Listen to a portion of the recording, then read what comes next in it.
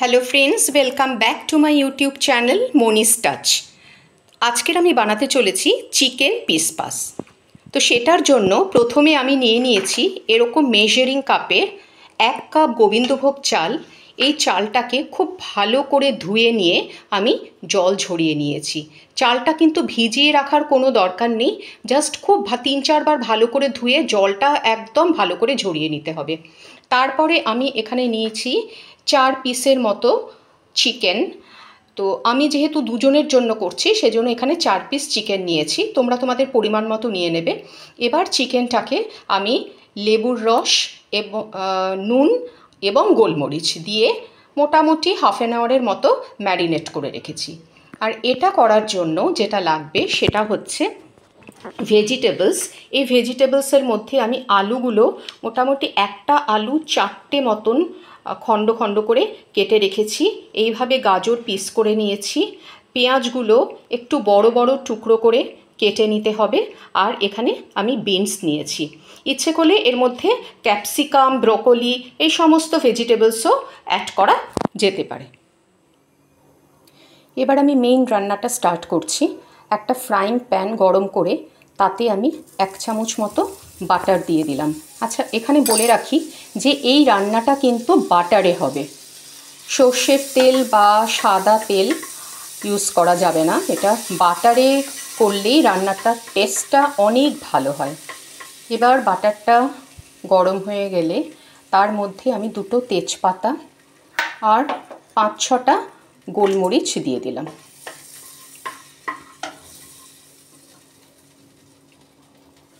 এবারে এর মধ্যে আমি অ্যাড করছি কয়েকটা লবঙ্গ আর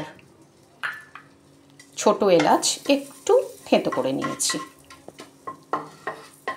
ভালো করে এটা গরম হয়ে গেছে। এবারে আমি প্রথমে দিয়ে দিচ্ছি আমার ডুমো ডুমো করে কাটা আলু।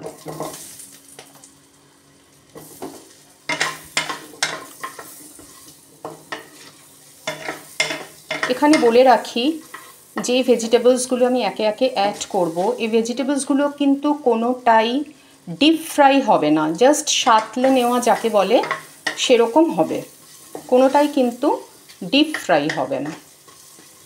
আলুটা দেওয়ার পরে তারপরে আমি এর মধ্যে দিয়ে দিলাম ডুমো ডুমো করে কাটা গাজর।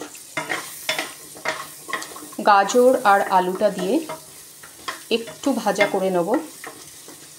আমি বিনস আর পেঁয়াজটা একটু পরে অ্যাড করছি, কেন কি ওগুলো তো দিলে নরম হয়ে যায়, তো এগুলো একটু শক্ত বলে গাজর আর আলুটা আমি আগে দিয়ে দেবো, দিয়ে একটু জাস্ট ভাজা ভাজা হবে।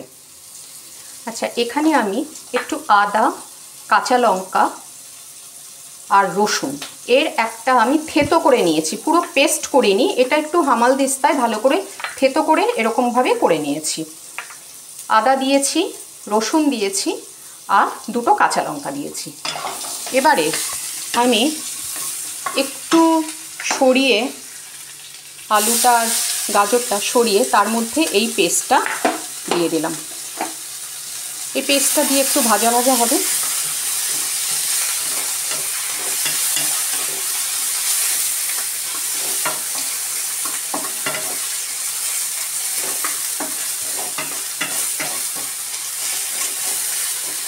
এই পেস্টটা একটু ভাজা ভাজা হয়ে গেলে এবারে আমি এর মধ্যে দিয়ে দিচ্ছি টুকরো করে কাটা পেঁয়াজ এবং বিনস।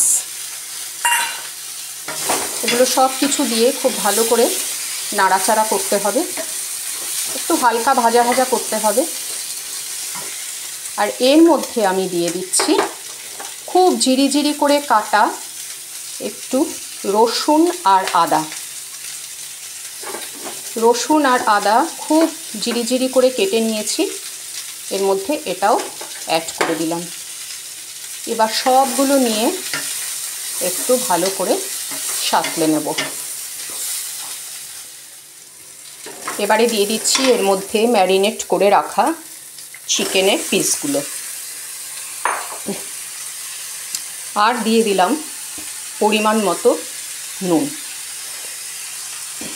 তার সাথে একটু ব্যালেন্স করার জন্য চিনিও দিয়ে দিলাম। চিনিটা ইচ্ছে করলে স্কিপ করাও যেতে পারে। এবার এটা দিয়ে খুব ভালো করে কষিয়ে নিতে হবে।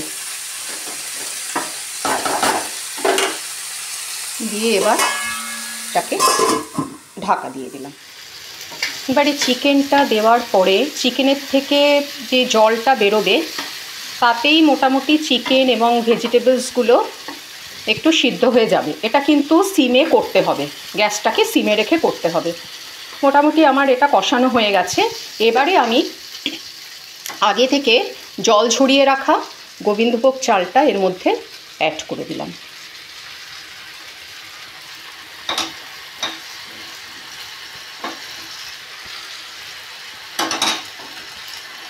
চালটা দিয়ে এটাকে খুব ভালো করে আবার নাড়াচাড়া করতে হবে। এভাবে চালটা ভাজা ভাজা হয়ে যাবে, একটু সবজি এবং চিকেনের সাথে চালটা একটু ভাজা ভাজা হবে। এরপরে আমাকে অ্যাড করতে হবে জল। আচ্ছা, আমি এই মেজারিং কাপের 1 কাপ চাল নিয়েছিলাম, সুতরাং আমি 1 কাপ জল এর মধ্যে দিয়েছি, একটু গরম করে নিয়েছি। আর এর মধ্যে দেব পৌনে 1 কাপ দুধ। মানে এই মেজারিং কাপের 1 কাপ গরম জল দিয়েছি, আর 1 কাপের একটু কম আমি দিয়েছি দুধ। এটাকে আমি এর মধ্যে অ্যাড করে দিলাম। ভালো করে নাড়াচাড়া করে ওপর থেকে 2টো কাঁচা লঙ্কা দিয়ে গ্যাসের ফ্লেমটা সিমে করে এটাকে চাপা দিয়ে রাখলাম। এবার 10 মিনিট পরে ঢাকনাটা খুললাম। দেখো মোটামুটি আমার রেডি হয়ে গেছে, জলটা পুরো শুকিয়ে গেছে। একটু এপিটোপিট করে দেব ভাতগুলোকে, চিকেনগুলোকে। এটা কিন্তু একদমই রেডি। এবার এটাকে আমার 10 মিনিট স্ট্যান্ডিং টাইমে রাখতে হবে, এবং এটা রাখা খুবই ইম্পর্ট্যান্ট, নয়তো ঝুরঝুরে হবে না, দলা দলা পাকিয়ে থাকবে। আমার চিকেন পিসপাস পুরো রেডি হয়ে গেছে। দেখো কি সুন্দর ঝরঝরে হয়েছে। চালগুলো কিন্তু একদম একটার সঙ্গে একটা লাগেনি, পুরো সুন্দর একটা ঝরঝরে ভাব এসছে। আর এটা কিন্তু অতি সুস্বাদু এবং সহজপাচ্য একটা খাবার। বিশেষ করে বাচ্চাদের এটা খুবই পছন্দের, যেহেতু চিকেন থাকে, এবং খুবই স্বাস্থ্যকর একটা খাবার। অনেক সময় হয় না যে বাড়িতে সেরকম কিছু সবজি নেই বা ভেবে পাচ্ছি না যে কি রান্না করব, তখন কিন্তু এটা খুব চটজলদি রান্নাটা হয়ে যায় এবং খেতেও খুবই ভালো লাগে। এই হলো আমার চিকেন পিসপাস।